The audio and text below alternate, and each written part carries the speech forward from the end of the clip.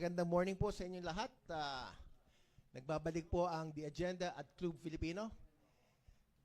This is a production of Impact Publishing in collaboration with EFG Consulting Incorporated.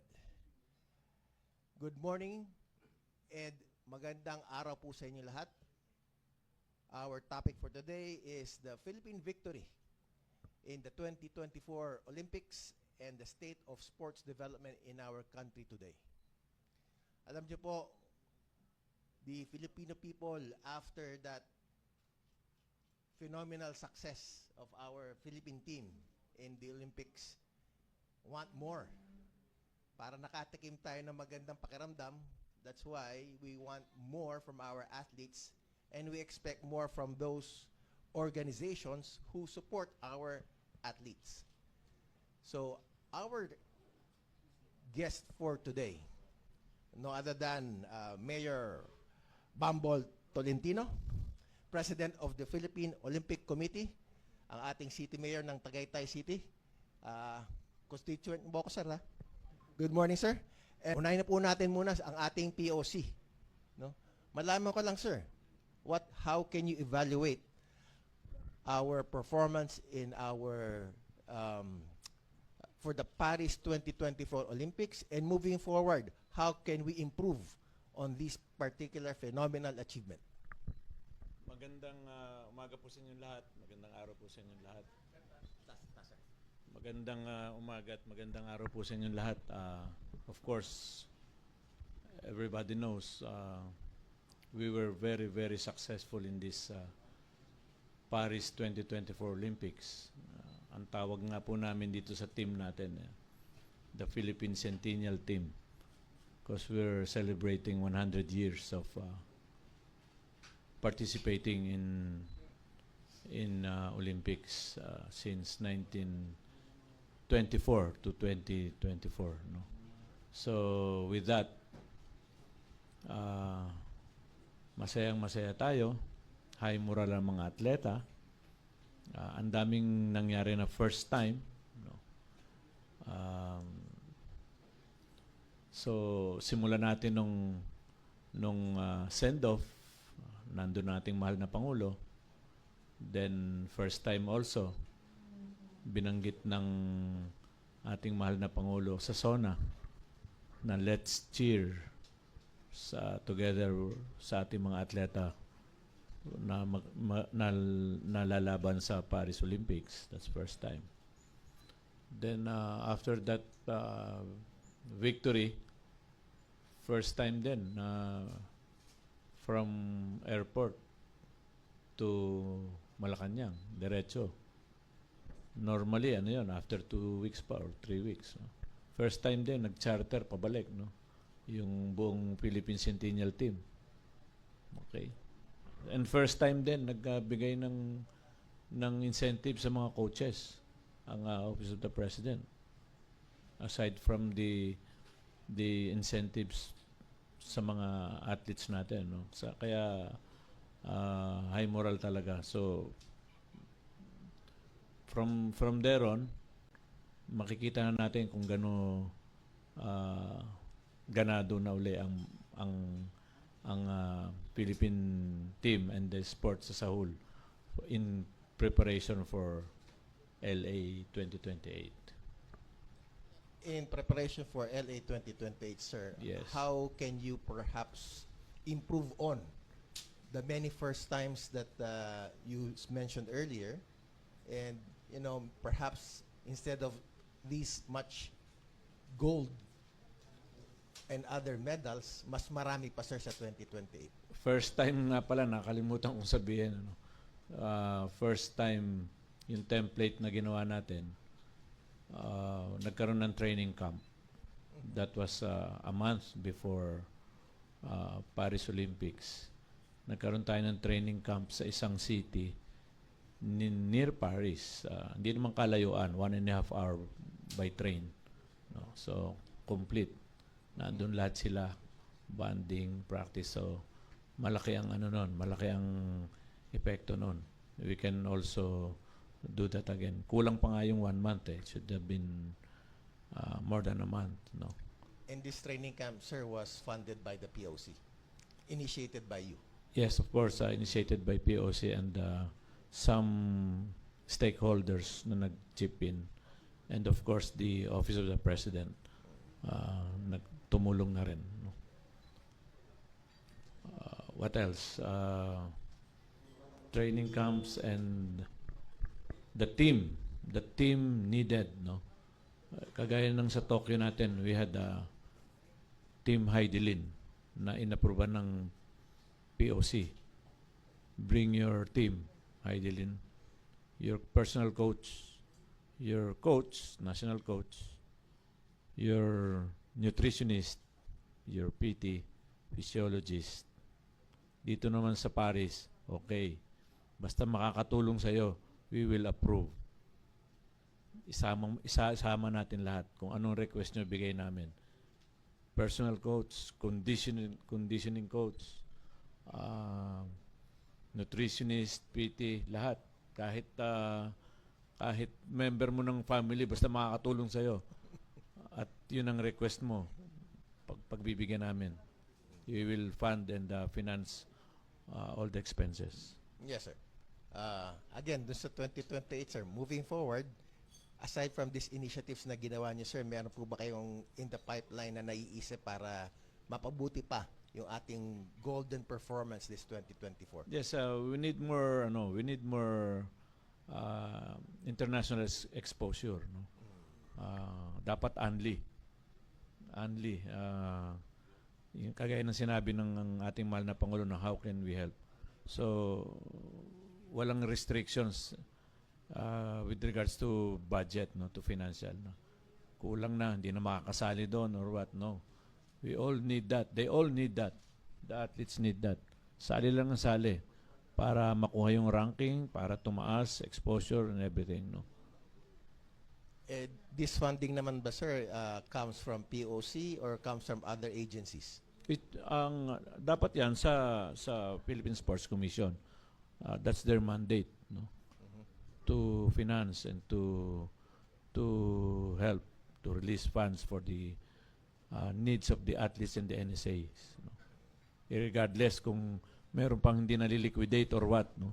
So antayin natin. Yun ang ano doon, yun ang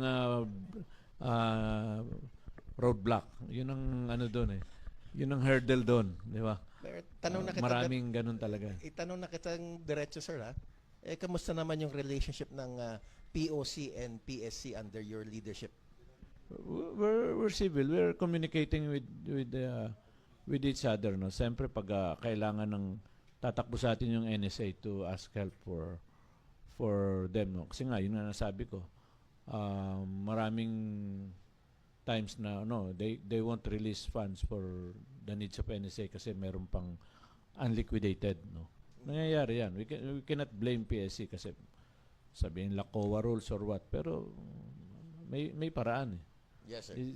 It's within the board, di ba? Kamusta naman, sir, your relationship as POC president with the respective NSA na 54 ba yun, sir? Yes, more Nationwide? than 50. Yeah. How is your relationship with this association? We're in full good relationship with all NSAs, no. Meron lang sigurong ibang I don't know, hindi ko pa masabi yung kung what, no. Pero majority, definitely more than majority is we have a good relationship, no. For those regular, yung 50 plus regular lang yun. Meron pang recognize, meron pang associate, no. May step by step yan, recognize, associate, and regular. Those regular are mostly Olympic sports and with voting rights. Nice. Itanong ko naman kay sir sa golf. Kasi we had some unexpected performance from our golfers. How would you assess our golfers in our Paris 2024 Olympic team? First time din yun na nakarating tayo sa ganung level, no, for fourth place. One stroke away. Actually, the Paris results, dapat it should have been a 7 medals, eh. For golf, 1 stroke away. For EJ Obiena, 1 jump away. Yung naiwan niyang tatlo doon, lahat yun tinalo niya eh. Lahat yun hindi nakaka-jump ng 6.0. Dalawa lang ang nakaka 6 meters doon, si Duplantis tsaka si EJ. All the rest hindi nakaka 6 yun. So, at saka yung jump niya lahat, naka-cross na siya eh. Sa dibdib lang tuwama. Yung the rest, failed attempts talaga eh. Di ba? So, alam nung tao yon na kahit injured siya, he traveled 12 hours from Italy to Paris kasi yung pole niya nasa bubong ng kotse niya. Iningatan niya sa plane kasi nabalian na nga siya, no. So 2, and the third one, kaya 7 yon, yung kay Carlo paalam. Ano yun eh? 1 judge away. Split decision yun eh. Meron lang isang judge na hindi convinced sa kanya, pero alam lahat ng even officials doon. Yun nga yung pinoprotest namin. Pinoprotest ko doon sa IF. Alam nila na nanalo si Carlos. Sabi ko, kayong may kulang dyan. Paanong LA niyan? Pag hindi nyo in-improve pag hindi kayo nagkaroon ng reform dyan, no? Almost all sports merong challenge and review. Yes. Even basketball, review kung foul talaga, 'di ba? Ni-replay 'yon. Even some other martial arts, no. Pati fencing, lahat. Boxing na lang ang wala. Ang sabi sa akin ng presidente, they are developing now for 2 years yung AI nila para mabilang kung ilan talagang sinuntok, ilan ang tumama, solid, etc., etc. Sabi ko sana, hopefully before LA ma-develop niyo 'yan. 7 talaga sana pala. 7 medals talaga yan. But it's okay, sir. I think under your leadership, pwede tayong dumagdag talaga from our Paris achievement. Yes, So, from Tokyo 1, then 2, no. Under my term, nakaka 3 golds na tayo, no. Yun yung pinagmamalaki natin na for 2 consecutive Olympics, number 1 tayo sa Southeast Asia. back to back, yes. But going to our 1 judge away, 1 inch away, 1 stroke away, I think open communication lang with the athletes and the NSA. No? Talagang dapat laging binding, laging magkausap, laging wala munang whatever, baka may personalan or what, di ba? humingi po ba ng para bang personal request yung ating atleta, yung dalawang golfers natin for your office to intervene? Wala pa naman. Hindi naman po umabot sa ganun. I even greeted them during the closing ceremony. Lumapit sa akin. Nandun kami sa ringside nung closing. And then I greeted Bianca also na napakagaling niya. So, hindi na umabot sa ganun. Wala nang formal whatever. Okay. It's really between the athletes and the NSA. Okay. Few more questions before I open the floor to media, no? Kayo sir, nagkaroon tayo ng 1 gold sa Tokyo, 2 golds sa Paris. Di 1, 2, 3, dapat 3 or more tayo ngayon sa LA. Parang kaunahan kayo nagtatanong niyan. Yun na nga sir eh. Parang kaunahan kayo Ang nagsabi pinakamaganda na challenge na yan. malaman namin sir, what is the not just Ang the aga naman forecast, yan, but anong plano nyo talaga? Because again, it all boils down to preparation. Yes. 4 years may not be enough for others. Ano po ba ang programa ng With POC all the ngayon? support ng, of course, government, pati private, no? Nakita nila na para bang nung Tokyo, hindi pa ba kayo naniniwala? So eto na uli yung Paris. So with LA, marami yan, mahaba po yan, no? First SEA Games, Asian Games, Asian Championships, World Championships, World Cups, everything, no? Bago ka pa mag-qualify. Pag nag-qualify ka sa Olympics, hindi natatapos doon. Another qualification bago ka makabot sa finals. Oh, yes, pumasok ka na, qualified ka na. Pero first day ng Olympics, pwede kang ma-out. So, like boxing, 5 laban yan bago ka umabot sa finals. All sports, ganun po yan. So napakabigat. If you're not really prepared, hindi ka handa, hindi ka fit, etc. Like EJ, si EJ kaunahang nag-qualify yan sa atleta natin. So, in the middle of preparation, na-injured pa sa likod, di ba? So, baka naka-apekto yon. Marami. Si Yumir, na-injured yan. Bali ang ribs niyan. Hindi lang namin sinasabi during sparring. Binigyan siya ng, may naka-spar siya na Cuban. Yun ang naka-injure sa kanya, no? Ay lahat nung makakalaban niya sana, lahat yung pinabagsak niya. But while we are on the topic of boxing, may nagsasabi sa akin, Mayor Bam, na mas maganda yata mag-focus ang Pilipinas sa mga atletang boksingera.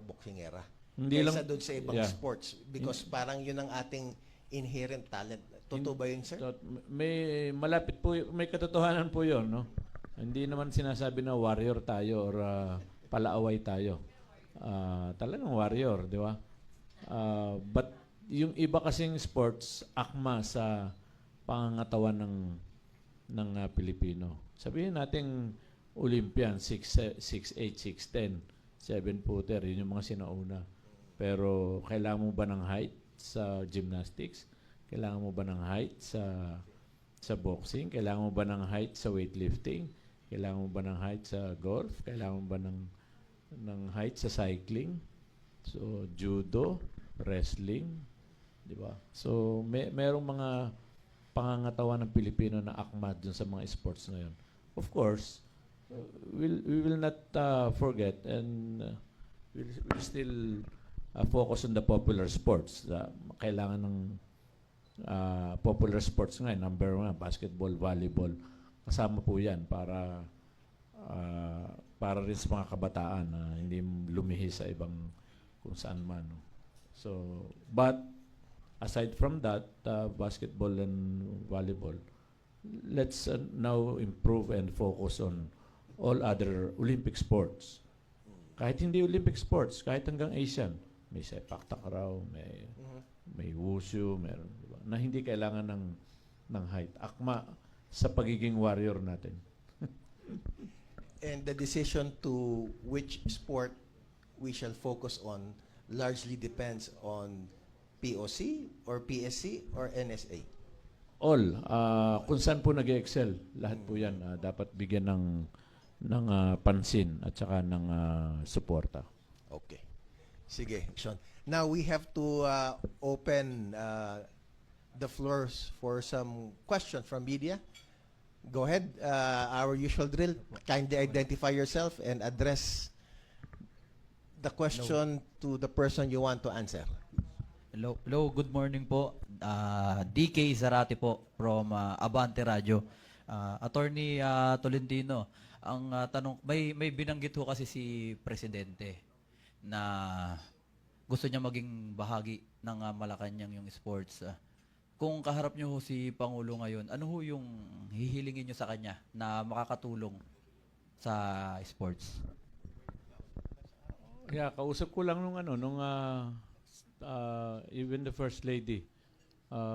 Hindi ako attorney, hindi ako nakatapos hanggang lang ako second year.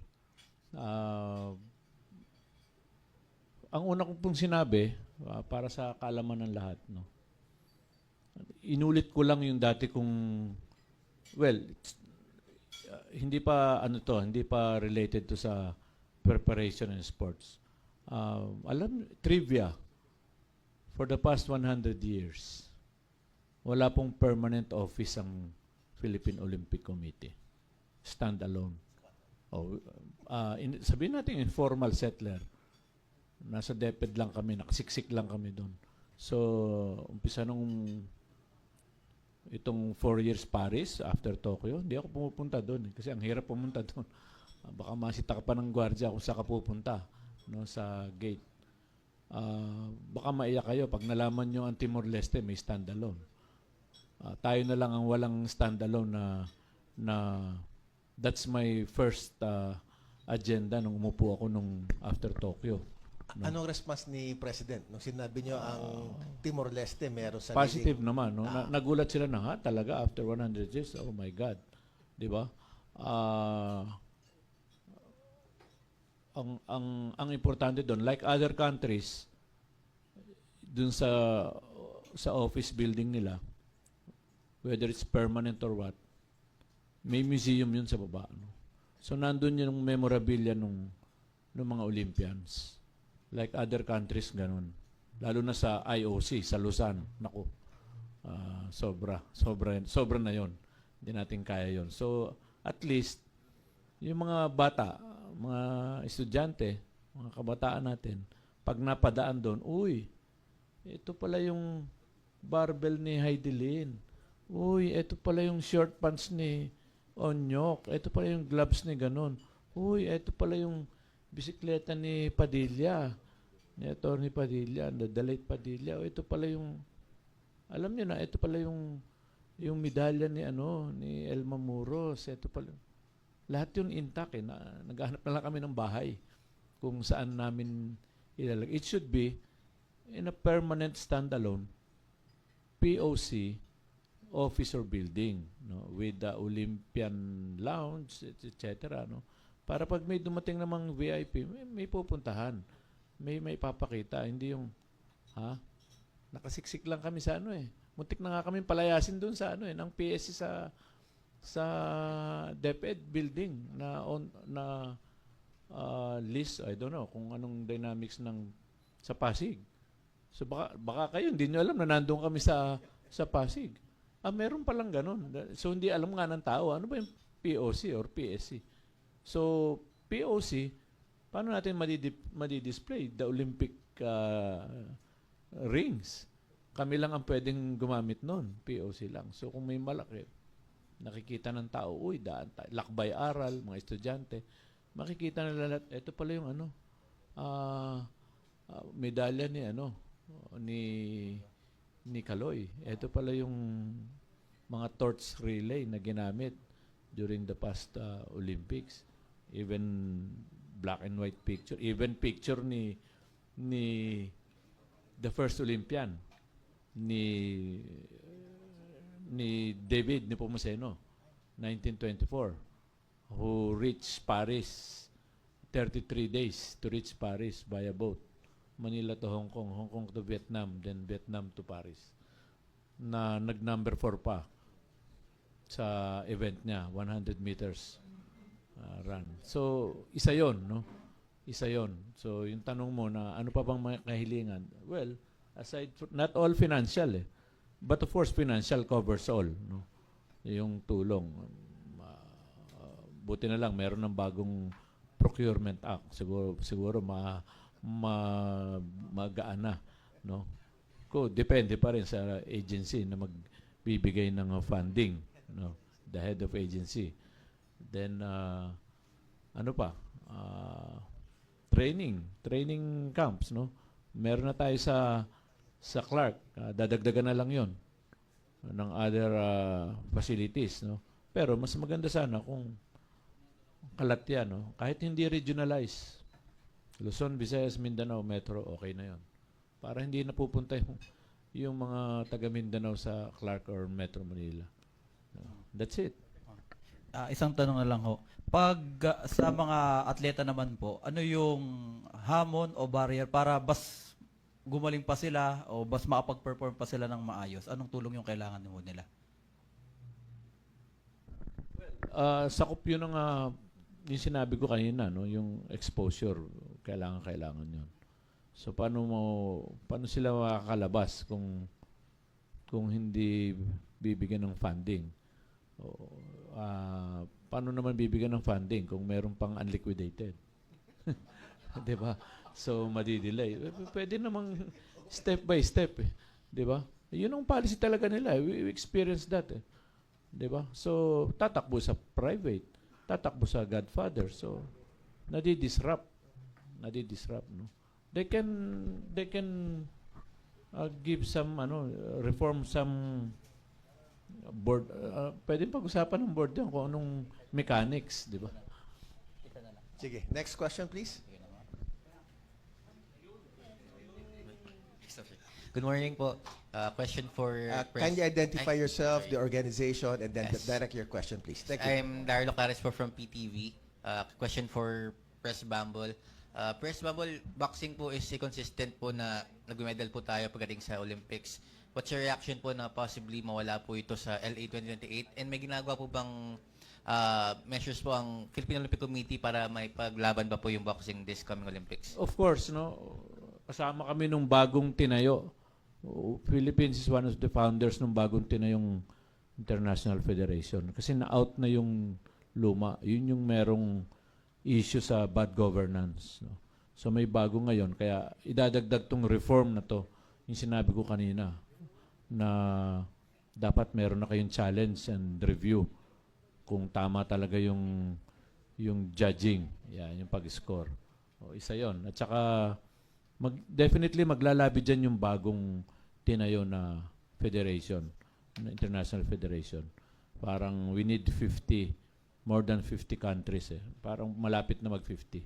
So may pag-asa pa yan sa LA. Thank you so much po.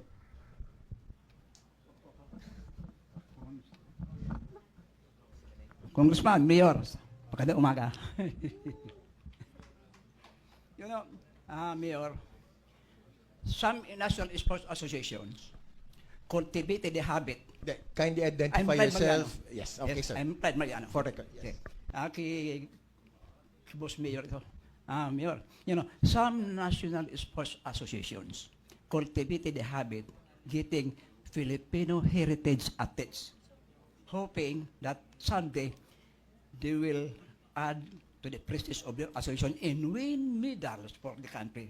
Now, nakita ko ngayon, Mayor, lahat na nananalo sa Olympics are homegrown talents. Now, since all the NSS under the umbrella of POC, can you remind this NSS to, if they get Phil heritage as member of their national team, their quality should be world-class, not just Southeast Asian Games. Yeah, alam ng NSA yun, no? Pero sa akin personally, you can do it both. Yes. Homegrown, Yes. and of course, galing sa ibang bansa Yeah. na talagang may dugong Pilipino. Like Kabang. Yes. Kabang Tukayo. Yes. Kabang Tukayo is lumaki sa sa Bilbao, Spain. Pero ayoko na lang sabihin kung bakit siya napunta doon, no? Kung paano siya napunta doon. Talagang Philippine blood. Like it serves as inspiration too sa homegrown natin, no? Like Kyla Sanchez. She was a silver medalist in Tokyo. Pero ni-recruit, Okay. mas gusto niyang payback sa Philippines from Canadian Olympic to Philippine Olympic. Okay? Kong, I am not against this Filipino heritage because they are also Filipinos. They have Filipino blood. But they should contribute to the medal campaign of the Philippines, particularly in the Olympics. Yung break dance. Yung break dance na nanalo sa US, nauna tayo doon. Ayun na. Binigyan natin ng passport yon. Ayaw lang pakawalan ng US sa break dance.